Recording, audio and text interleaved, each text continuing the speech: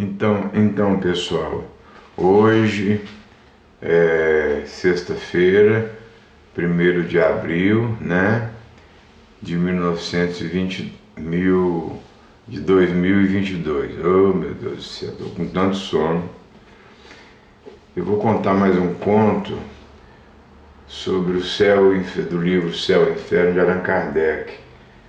São contos que eu estou separando aqui os mais fáceis, porque as explicações aqui são um pouco complexas para os espíritas e os não espíritas entenderem melhor. Hoje eu vou falar da pena de Talião, olho por olho, dente por dente. Antônio B. Pena de Talião. Antônio B., escritor de estimadíssimo merecimento, que exercia com distinção e integridade muitos cargos públicos na Lombardia da França, pelo ano de 1850, caiu aparentemente morto de um ataque apoplético, né?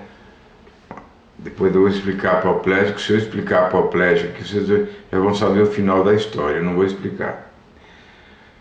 Como algumas vezes sucede em casos dessa natureza, a sua morte foi considerada real, concorrendo ainda mais para o engano os vestígios de decomposição assinalados no corpo. 15 dias depois do enterro, uma circunstância fortuita determinou a exumação do corpo a pedido da família. Tratava-se de um medalhão que, por acaso, a família tinha esquecido no caixão. Um medalhão, uma coisa, né, de família, né? Qual não foi, porém, o espanto dos assistentes quando, ao abrir este caixão, notaram que o corpo havia mudado de posição. Vocês já imaginaram, gente, vocês serem enterrados vivos? Porque, olha, Jesus de Nazaré não morreu crucificado na cruz. Ele teve um ataque apoplético. Ele desmaiou de tanta dor, ele desmaiou. O espírito dele saiu um pouco do corpo. Foi levado por anjos. Mas depois ele teve que retornar, porque o corpo dele não estava morto. Ele tinha sido pregado por 4 pregos, 2 pregos nos peitos dos pés e 2 pregos aqui, ó, nessa palma da mão. Aqui tem uma musculatura impressionante. Eu, quando estudei ciências, isso aqui é uma musculatura que suporta quase 1 tonelada de peso, né? Naquela posição adâmica. Ele não morreu, ele teve uma morte apoplética. Levaram ele para aquela caverna, tamparam com aquela pedra, mas ele, depois de alguns dias, ele acordou, 3 dias depois, eu acho. Ele tirou a pedra e saiu. E todos acharam que aquilo ressuscitou ao 3º dia. Ele não ressuscitou. Ele não tinha morrido, para nós espíritas. Ele teve uma morte apoplética. E foi encontrar com os apóstolos e pedir para eles, né, para seguir o bem, fazer a caridade. É aí quando eu digo para vocês que ele não pediu para construir o Vaticano, não pediu para construir as igrejas, templos evangélicos, católicos, judeus, enfim. Ele pediu servir o próximo, ajudar os que têm fome, os que têm necessidade. E pouca gente faz isso, gente. Por favor, façam a caridade. Pessoas ricas, bem de vida, ou não ricas mesmo. Eu vou falar isso para minha irmã. Minha irmã tem um guarda-roupa cheio de pano de prato novo. Eu não sei o que ela vai fazer, só se for levar para o caixão. o marceneiro disse, vai ter que fazer um caixão gigante para levar tudo, né, pro outro lado. Vou falar para ela, dar 2%, porque lá eles cataram, eles olham tudo, olham, esse aqui está mais ou menos novinho, põe num saquinho, põe o preço e transforma aquilo em dinheiro, não é? Então foi isso, continuando na história. Qual não foi a surpresa da família ao perceber que o espírito, que o corpo tinha mudado de posição. Estava de costas, de bruços, voltando-se de bruços. E coisa horrível, que uma das mãos havia sido comida em parte pelo defunto. Vocês já imaginaram a fome que ele estava, que ele comeu uma parte das mãos?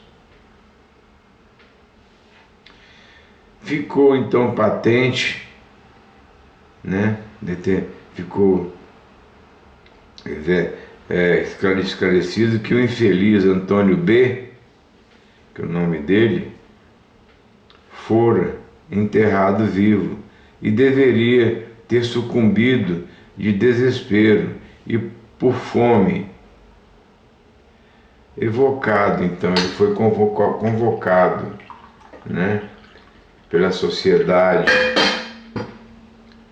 de Paris. Sociedade de Paris era o centro espírita formado por Allan Kardec, com muita dificuldade, como eu já falei, porque naquela época, nas guerras de Napoleão, era exatamente na guerra de Napoleão. Ele foi preciso, isso está nos livros de história, ele conseguia, através do partido de Napoleão, através de vereadores e deputados, conseguir que Napoleão permitisse a abertura daquele centro espírita. Porque na França, naquela época, era proibido reuniões. Eles matavam mesmo.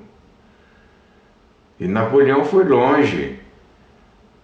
Ele foi, a derrota dele, a infelicidade dele foi a Rússia. Ele foi tentar invadir a Rússia e perdeu. Perdeu a guerra, porque ele não contava com o inimigo. O inimigo da natureza, o frio. Essa foi a derrota de Napoleão. Então, voltando ao assunto, naquela época era proibido reuniões. Então, a Sociedade de Paris, era o centro espírita, foi fundado com dificuldade, com permissão dele, com permissão do partido dele, né? Muitos contatos políticos, muitos pedidos de comerciantes famosos, pessoas da sociedade, conseguiram abrir o centro. Então o senhor Antônio B., que foi enterrado vivo, ele foi evocado, né, convidado a se manifestar, se ele quisesse, né, pela Sociedade de Paris, em agosto de 1861, ou seja, 11 anos, ele morreu em 1850, em 1861, a pedido de parentes, deu as seguintes explicações. Vou ler para vocês as explicações do Antônio B. sobre a morte dele. Primeiro, evocação. Que quereis? Eles usam aqui o pretérito, né? Mais que perfeito. Eu não sou muito bom de português. Que quereis? A pedido, segundo 2, a pedido de um vosso parente, nós vos chamamos, evocamos, com prazer, e seremos felizes, se quiserdes, né? Olha os verbos que eles usam, né? Pretérito mais que perfeito, tudo. Respondermos. Resposta: sim, vou responder. 3. Pergunta 3. Lembrai-vos. Não. Pergunta 3. Lembrai-vos dos incidentes da vossa morte? Não, 3 é a pergunta. Resposta: certamente que me lembro. Mas por que avisar essa lembrança do castigo? Pergunta 4. Efetivamente foste enterrado por um descuido, porque ele estava vivo, foi uma morte apoplética, né? Eu vou mostrar para vocês aqui o que é morte apoplética. Morte apoplética é causada pela congestão, ingurgitação e hemorragia em território de uma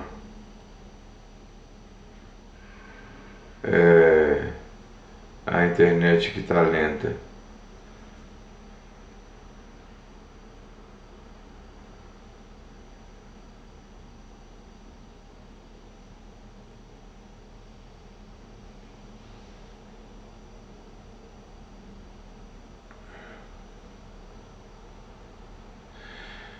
Pela sua certeza real e aparente, pela sua rapidez lenta, né?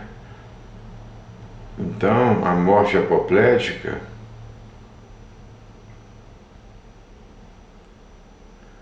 é aquela morte que a pessoa para de respirar, todas as funções cessam, mas ele tem 1 milímetro, 1 centímetro de respiração, mas que os aparelhos, mesmo aparelhos modernos, não conseguem detectar essa respiração, mas é o suficiente para manter ele vivo.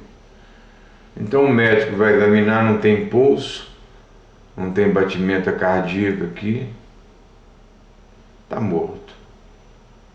Foi o que aconteceu com Jesus, foi o que aconteceu com Antônio B. Vamos continuar.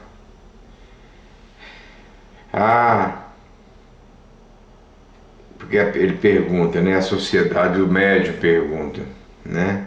Ele incorporou no médium e o outro médium, as pessoas do centro perguntando: você se lembra dos incidentes da sua morte? Certamente que me lembro. Mas por que?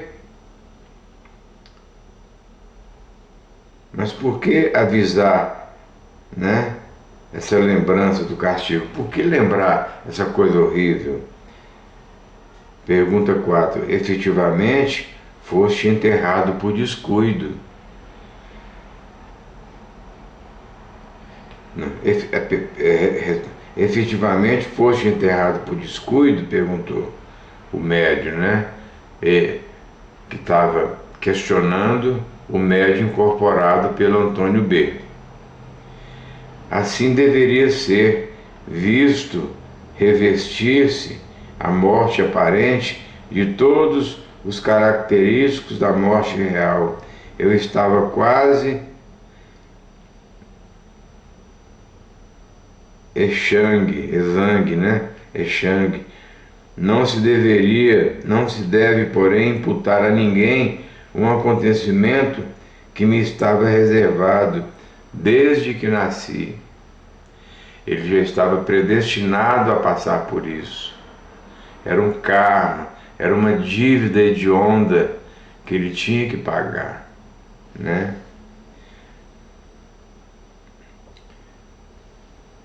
Privado de circulação de sangue, descoloração da pele, privação de sangue, né?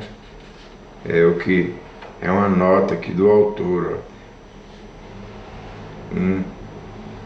Assim deveria ser visto revertir-se a morte aparente de todos os característicos da morte real. Eu estava quase extingue. Aí tem uma nota aqui embaixo, ó. Privado de circulação do sangue, descoloração da pele, privação de sangue. Foi o que aconteceu a Jesus de Nazaré. 5. A pergunta 5. Incomodam-vos essas perguntas que nós estamos fazendo? Será mister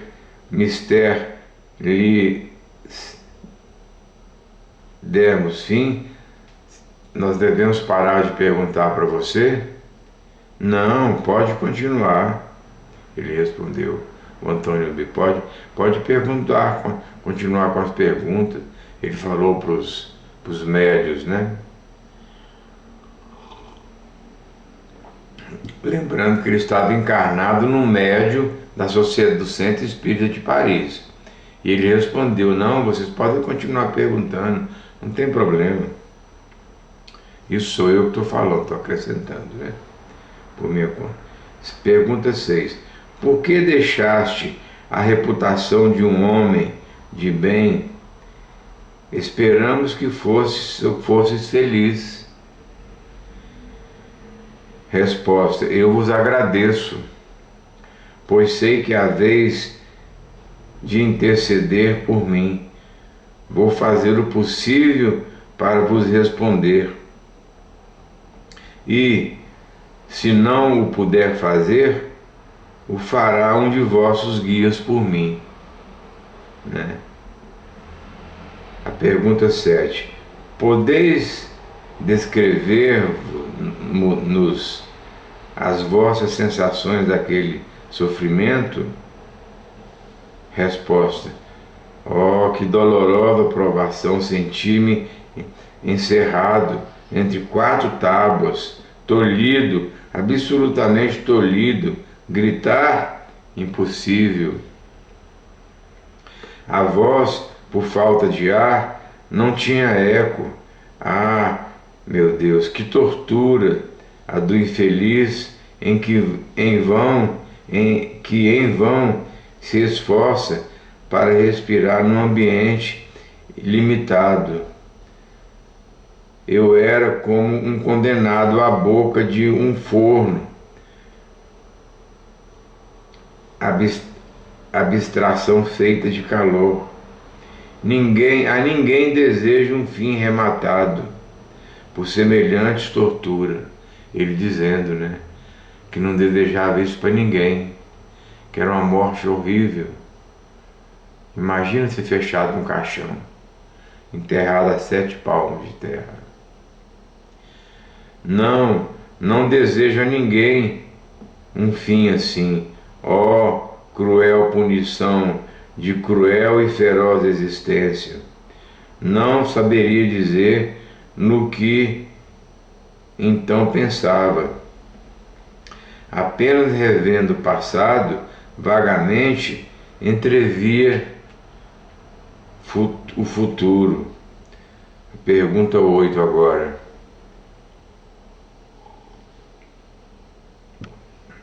Dissestes, cruel punição de feroz existência? Creio que pode conciliar essa afirmativa com vossa reputação ilibada? Os meus médios perguntaram. Resposta: que vale uma existência diante de uma eternidade inteira?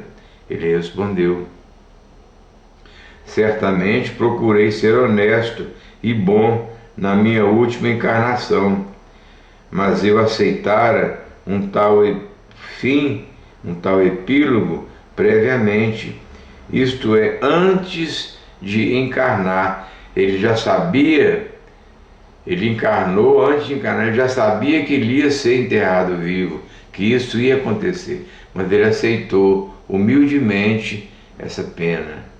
Reencarnar, sabendo que ele ia ter uma morte apoplética, ia ser enterrado vivo.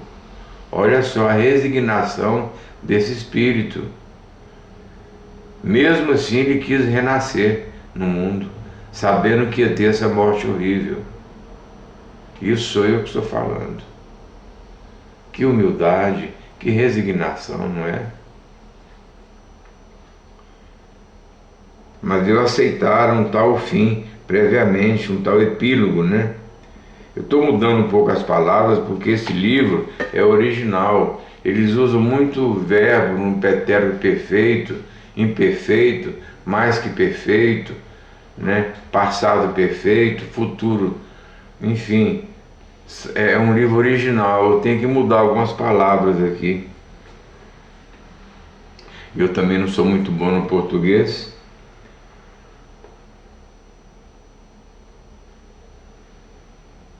Que vale uma existência diante da eternidade. Certamente procurei ser honesto e bom na minha última encarnação. Mas eu aceitar um tal epílogo, um tal fim, né? Morrer preso no caixão, previamente. Isto é, antes de encarnar. Por que interrogar-me sobre esse passado doloroso que só eu e os bons espíritos enviados do Senhor conhecíamos? Ele perguntou aos espíritos: por que vocês estão me perguntando isso? Porque só quem sabe desse assunto são os espíritos superiores e Jesus de Nazaré, né? Mas visto que assim é preciso, eu vou dizer a si mesmo que numa existência anterior eu enterrara viva uma mulher, a minha mulher. Olha só, hein? Uma encarnação muito antes, ele enterrou viva a própria mulher dele. Imagina o sofrimento dessa mulher. E por sinal que num fosso, num buraco, a pena de Italião devia ser-me aplicada, olho por olho, dente por dente. Ele morreu da mesma forma, pior ainda, né? Porque ela morreu num fosso, jogou terra por cima, ela deve ter morrido praticamente imediato. Ele demorou dias para morrer, comeu a mão de fome. Então a morte dele foi pior do que a morte da mulher dele. Olho por olho, dente por dente. A nona pergunta. Agradecemos essas respostas e pedimos a Deus que te perdoe o passado, em atenção ao mérito da vossa última encarnação. Resposta: voltarei mais tarde, mas não obstante, o espírito de Erasto completará a minha comunicação. Erasto era o espírito de luz que estava do lado dele, amparando ele, né? Aqui tem uma nota: instruções do guia do médium.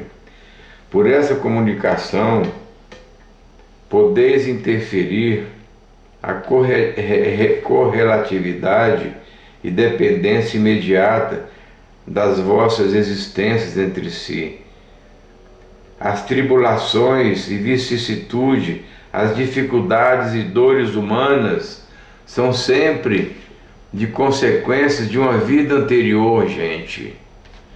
Tudo que nós fazemos na vida anterior de mal, nós vamos resgatar em vidas futuras.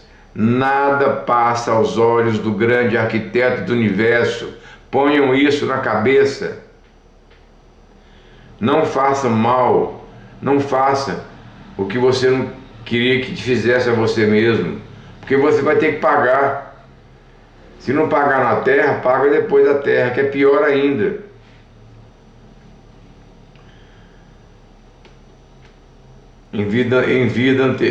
Aqui, ó.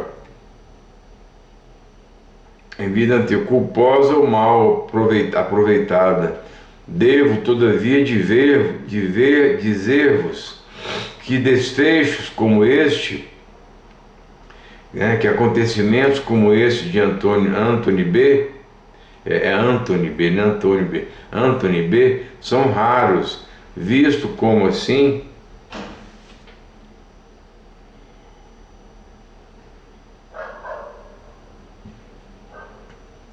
Desculpem. Visto como se assim terminou numa existência correta, foi por tê-lo solicitado ele próprio, porque ele matou a mulher e enterrou ela viva num buraco. com o objetivo de abreviar sua erraticidade e atingir mais rápido as esferas superiores. Efetivamente, depois de um período de perturbação e sofrimento moral inerente à expiação do hediondo crime, ser-lhe-á perdoado este, né? Ele passou 15 ou 20 dias no caixão, vivo ainda. Comeu a mão porque tinha fome. Imagina o sofrimento desse homem. Foi muito pior do que ele ter enterrado a mulher. A mulher deve ter morrido rápido, porque morreu abafada, né? Num buraco, jogou terra por cima, ela morreu logo. Então a morte dele foi muito pior. Inerente à expiação do dia hediondo crime, ser-lhe-á perdoado este. Isso aqui é uma nota do Instruções do Guia do Médium, né?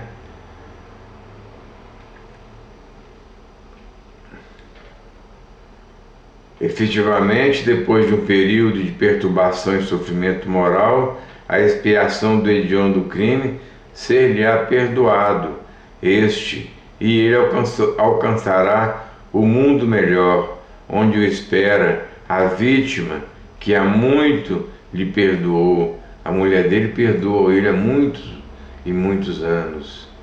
E estava esperando por ele, né?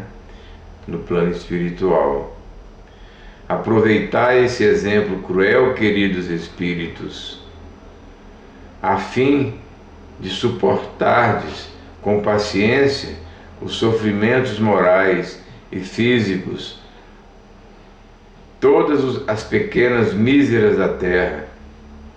Pergunta: por que proveito? Que proveito pode a humanidade auferir de semelhantes punições?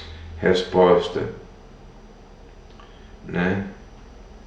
Essas são instruções do guia do médium Erasto, né? Ele, do guia, né, do médium, é um espírito que acompanhava o Antônio B. Ele perguntou: que proveito pode a humanidade auferir de semelhantes punições?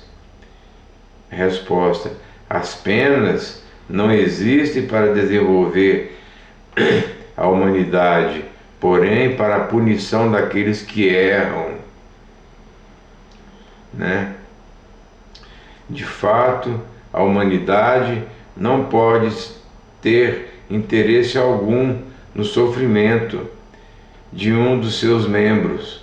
Neste caso, a punição foi apropriada à falta, porque há loucos idiotas paralíticos, porque morrem esses queimados, enquanto aqueles padecem as torturas de longa agonia entre a vida e a morte. Ah, crede-me, respeitai a soberana vontade e não procureis sondar, pesquisar, né, a razão dos decretos da providência de Deus. Deus é justo e só faz o bem. Erasto. Aí tem uma nota: este fato não encerra ensinamento terrível. A justiça de Deus, às vezes tardia, às vezes vem tarde, nem por isso deixa de atingir o culpado. Ela demora. Eu contei um conto ontem sobre um senhor muito bom, que depois de 200 anos ele teve uma morte dolorosa, porque ele queimou uma moça viva no ano de 1600 e pouco, em plena Inquisição Católica. Ele era juiz inquisidor, né? E no ano de 1850, ele tinha uma fábrica de verniz, estava preparando uma encomenda grande para entregar na segunda-feira, e encontrava-se, eu contei isso ontem, só ele é um aprendiz, e ele por descuido caiu dentro de uma caldeira. Imagina uma caldeira de de quase 500 litros de verniz fervente, né? Pena de talião. Pena de talião. Ele queimou a moça viva. Nenhum dos juízes dele, dos carrascos, tiveram coragem, porque a menina tinha só 12 anos. Ele mesmo fez isso.